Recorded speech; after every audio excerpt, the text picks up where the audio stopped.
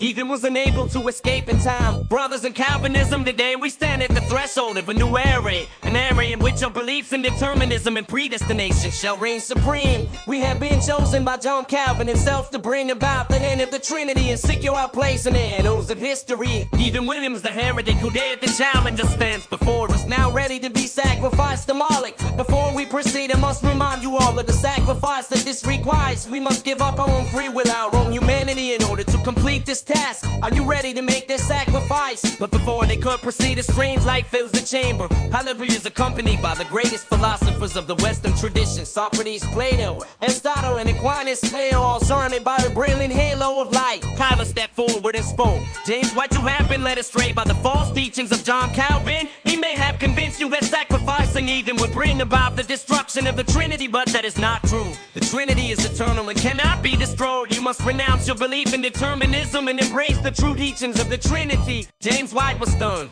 He had never heard these words before. He looked around at his followers and saw the confusion and doubt in their eyes. He knew that he had been wrong, but he didn't know how to fix it. Socrates speaks next. James, you have been so consumed by your own beliefs that you have forgotten the importance of questioning them. You have refused to engage in dialogue and instead have chosen to silence those who disagree with you. You cannot sacrifice even without first understanding the essence of his beliefs. Later continues, James, you have been so focused on the material world that you have forgotten the importance of the eternal. You have refused to consider the existence of the soul in the afterlife. You cannot sacrifice even without first understanding the importance of the soul. Aristotle interjects, James, you have been so focused on determinism that you have forgotten the importance of causality. You cannot sacrifice even without first understanding the importance of causality. Finally, Aquinas speaks, James, you have been so focused on predestination that you have forgotten the beauty and unity of the Trinity. You cannot sacrifice even without first understanding the importance of Trinity. The Calvinists were in shock. They had never heard of these philosophers before and had never considered the deal free will. They were filled with curiosity and a desire to learn more.